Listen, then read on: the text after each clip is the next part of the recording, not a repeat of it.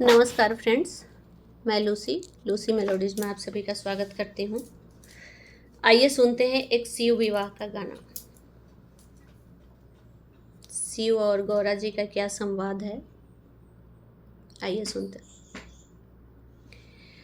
अरे सूतला रहलो में शिव संगे से जिया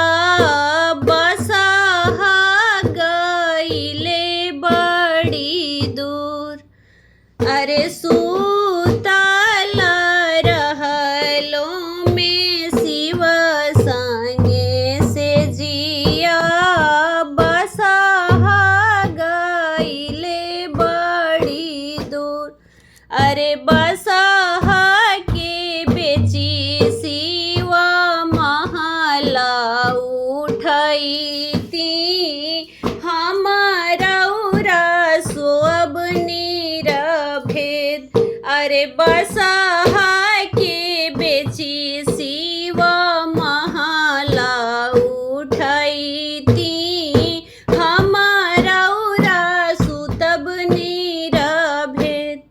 अरे तोहारा के बेची गौरा बसहा ले आ ई भी बसहा चरैबो सारी रात। अरे तोहारा के बेची गौरा बसहा ले आ ई भी बसहा चरैबो सारी रात।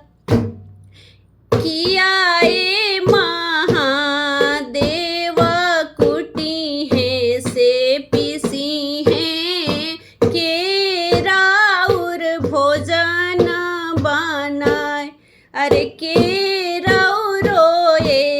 शिवजी दूधवाया वटी है के लई है अमृत जोर। अरे आमा हमरो ए गौरा कुटी है से पीसी है भाभी मोरे भोजन बनाए।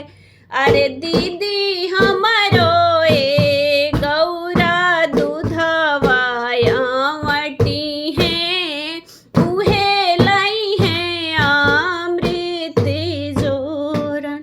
अरे आमारा उरोए शिवजी मरी हरी जाई है बहिना जाई है ससुराल।